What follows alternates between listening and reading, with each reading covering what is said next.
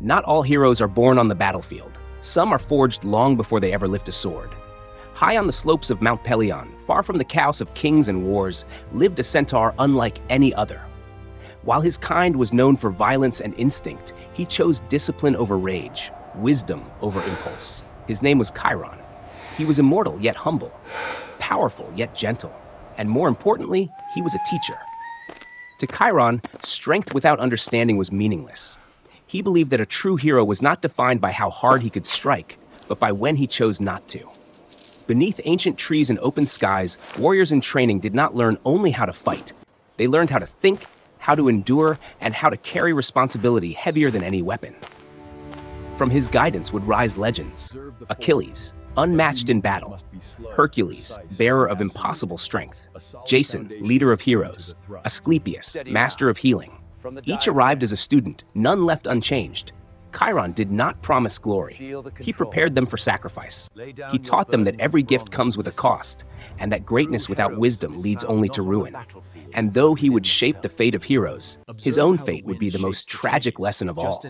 This is the story of Chiron, the immortal centaur who did not conquer the world, but taught others how to face it.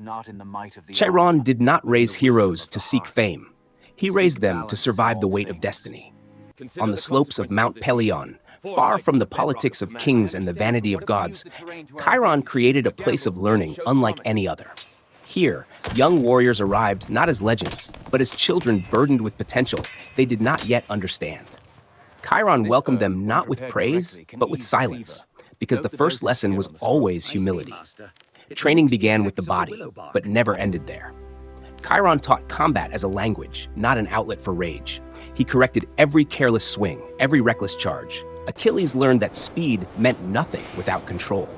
Hercules learned that strength without restraint could destroy everything he loved. Jason learned that leadership was not dominance, but responsibility.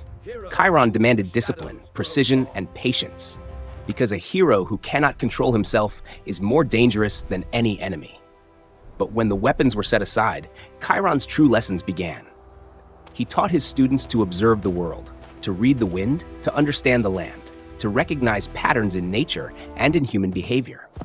He spoke of balance, of consequence, of the thin line between courage and arrogance. Beneath ancient trees and open skies, Chiron taught philosophy not as words, but as lived experience. Every hunt, every injury, every failure became a lesson. Chiron believed that wisdom was a weapon sharper than any blade. To Asclepius, he passed on the deepest knowledge of healing.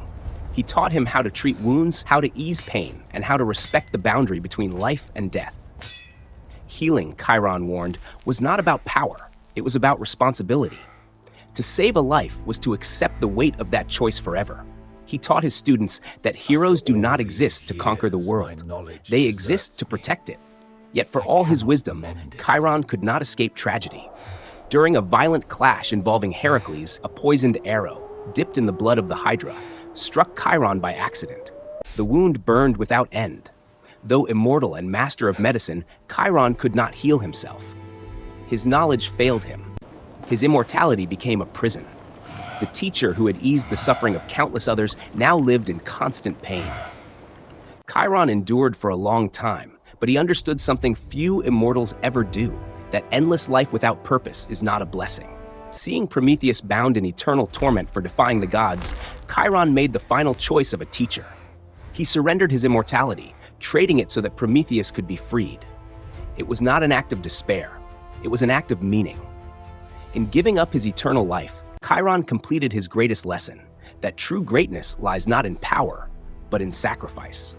The immortal centaur who shaped heroes chose mortality, not to escape pain, but to ensure that suffering was not meaningless. And in that choice, Chiron taught one final lesson, one that would echo far beyond Mount Pelion, far beyond the lives of the heroes he trained. When Chiron's immortality faded, the world did not lose a centaur. It gained a legacy. The heroes he trained walked on, carrying fragments of his wisdom into every battle, every choice, every sacrifice. Achilles carried discipline alongside his rage. Asclepius carried compassion alongside knowledge. Jason carried leadership shaped not by ambition, but by responsibility. Long after Chiron's voice fell silent, his lessons continued to speak through the lives of those he had shaped. The gods did not let his memory vanish into the earth. Instead, Chiron was lifted into the sky and placed among the stars, where his form became eternal, not in flesh, but in light. Each night, his constellation watches over the world below, a quiet reminder that guidance does not end with death. The stars do not shout, they endure. From the heavens, Chiron no longer teaches with words or weapons. He teaches through presence, through the simple truth that greatness is not measured by how loudly one is remembered, but by how deeply one changes others. Kings fall, cities crumble, even gods fade into myth. But a teacher's influence can outlive them all. Chiron never sought glory, and yet his legacy outshines countless heroes. He was not the fastest, not the strongest, not the most feared. He was something rarer. He was the one who showed heroes who they were meant to become. And so, when you look up at the night sky, beyond the noise of the world and the battles of history, remember this. Some legends are not written in blood or fire. They are written in guidance, in sacrifice, and in the quiet passing of wisdom from one soul to another. That is why Chiron still shines above us, not as a conqueror, but as a teacher whose lesson never ends.